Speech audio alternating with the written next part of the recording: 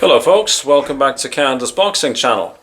So earlier this morning I had the absolute great pleasure of watching two interviews of Mr. Peter DeFreitas. They were conducted by Russ on Porkys Corner. Now for those of you who don't know, Peter DeFreitas has been a long time boxing insider, I guess would be the right word. He was an IBA official for over 20 years. And very famously, he used to manage none other than Nigel Benn. So this is a fellow who's got 35, 40 years experience in boxing. He's forgotten more about boxing probably between breakfast and lunch than I've ever known. Very, very worthwhile heading over to Porkys Corner to watch the two, I think they're each half-hour shows. Watch the two shows. He's got a lot of things to share. I'm just going to talk about a few of the highlights that I found really interesting. And also, for me, it's sort of, maybe vindicated is the right word, some of the things that we've been talking about on this channel. I'm not saying that it proves us right, but it's nice to hear somebody who's got a lot more experience than me, a lot closer connections to the industry than I, speak about the very things that we've been speaking about here. One of the things he spoke about, and this is in no particular order, okay, is he talked about what I call soft dollars. Now, soft dollars is something that, if your investment advisor promotes a particular investment product to you, it's not because necessarily she or he has been paid to do so, but because that fund company may have taken them for a nice skiing holiday or somewhere sunny at the beach. They're called soft dollars because it's a way of stroking somebody to get somebody to promote your product. Pharmaceutical salespeople do it with your general practitioner. So your general practitioner will recommend drug X versus drug Y. It's not corruption per se, but they've introduced rules to prevent it in the investment industry because it has that sort of taint. But he was talking about with respect to judges, for example. So a judge is brought to a big event and they, excuse me please, they have a really, really nice suite of rooms to stay in, all the liquor that they can handle, maybe a nice meal. He was talking about how Eddie Hearn's dad, Barry Hearn, would ensure that, a judge would get the nice table at the nice restaurant, that sort of stuff. It's to engender positive feeling towards, So it's very interesting that he was talking about that. He talked about Martin Bakole. And we said on one of our videos that should there be some sort of rule to prevent fighters from themselves, to save fighters from themselves, to prevent somebody who's grossly overweight or unfit getting in the ring. And he thought there should be a rule. Now, I don't necessarily ascribe to this, but he thought there should be a rule. And he said that if you're, as a heavyweight, if you're 1 stone heavier than your previous outing, that should be a no-no. So, for example, Bakole, who was 40 pounds heavier, that's like 3 stone and change heavier, that would have been a no. Actually, it would have also caught Parker, wouldn't it? Because Parker's 20 pounds heavier than his last outing, and I think there's 16 ounces to a pound, 14 pounds to a stone. Yes, 14 pounds in a stone. Sorry, I get confused on the weights and measures things. Too long in Canada. He spoke about Shiraz. Of course, he, like many people, feels that Adame's Shiraz scorecards were, I don't know what we could say. I mean, I think many of us agree that Adames won that fight. He had some very non-PC things to say about Shiraz's faith. I'm not going to repeat them here because because I don't want you to necessarily not go and visit this show. So go and visit the show, right? And you will find out what his views are on all these things. But it does fit in with what we've been talking about here, where Shiraz was very much the home fighter, Turkey's favorite, and of course, a Riyadh season ambassador, right? So it's along those themes, and you can listen to Mr. DeFreitas expand upon that in his own unimitable way. He spoke about Conor Benn. Of course, he's been asked a lot about the Conor Benn, egg gate. He thinks, of course, that was a staged performance, and I think most of us do. Apparently Conor Benn was laughing afterwards, and it's panto to get tickets to be sold, right? And it'll work. It's brilliant marketing, right? But on more serious note, he said, he's known Conor Benn. He said he held him when he was 1 week old, right? So that's how long the family connection is.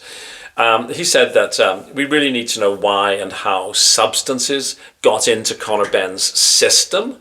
Like, were they these are my words, were they purposefully ingested or accidentally ingested? And there's still been no clarity around that. He was talking very much about the media and how, again, these are my words, that they're cowed, that the promoters will sort of have a big sort of meeting with these various YouTube outlets, big, successful, famous YouTube outlets before a big card, and sort of everybody gets read the riot act. You will not say these sort of things, otherwise, I'll pull your media pass, that kind of stuff. And we've talked about that before. I did a video about this only 2 days ago, maybe yesterday.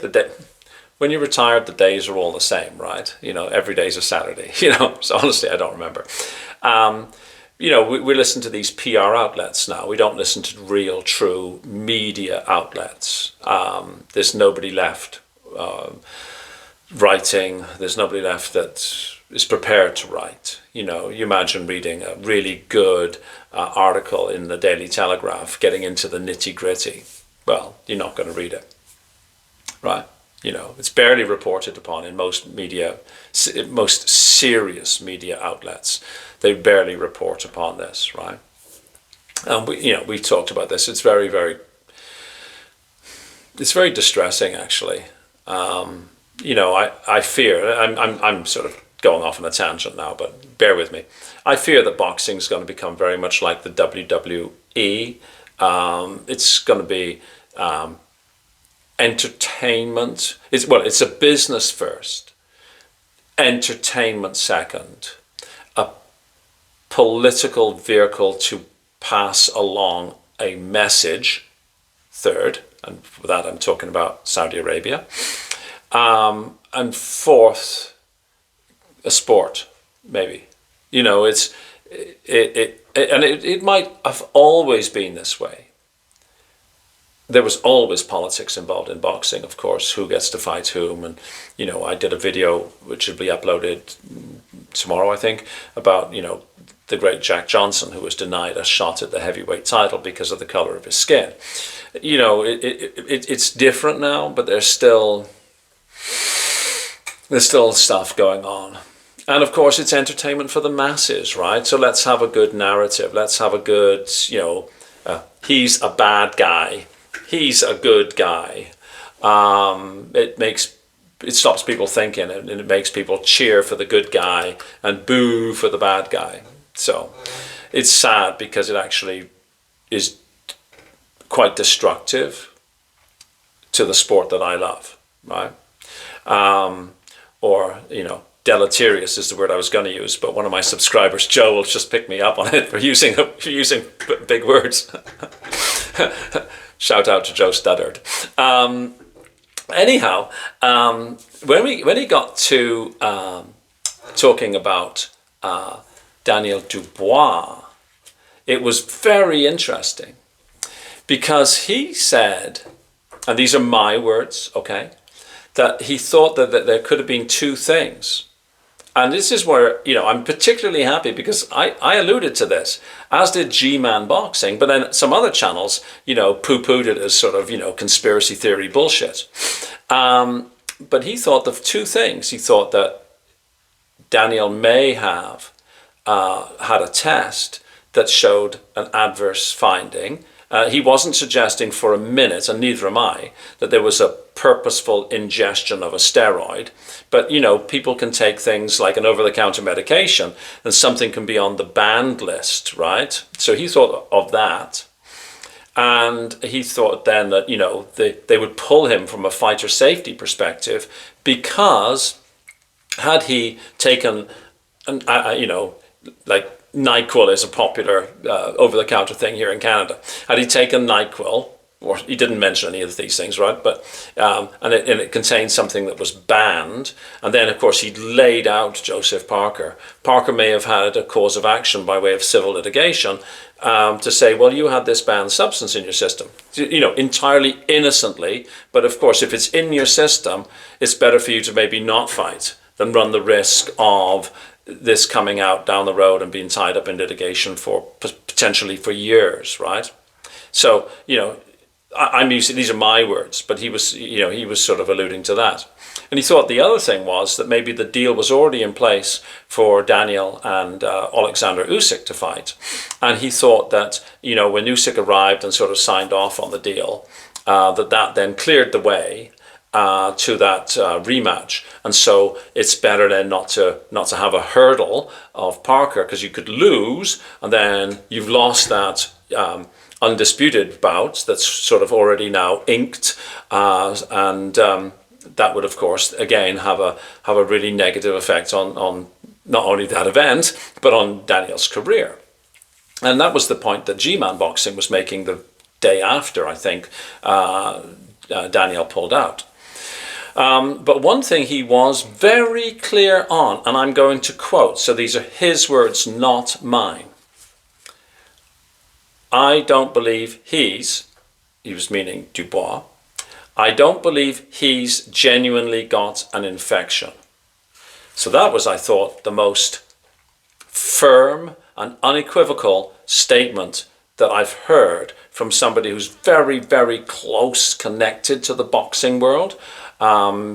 It's something that I've said or alluded to, but nobody's going to listen to me. I'm just a retired guy in Canada with a small YouTube channel. But a person who's really knowledgeable over a lifetime to come out and say that's not the kind of thing you're going to find somebody talking about on Talk Sport or the Ade Oladipo show, right? Because they don't simply have guests who are saying stuff like that or maybe allowed to say things like that.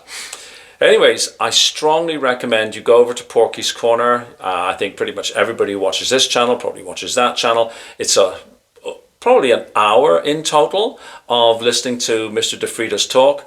Very well worth your time.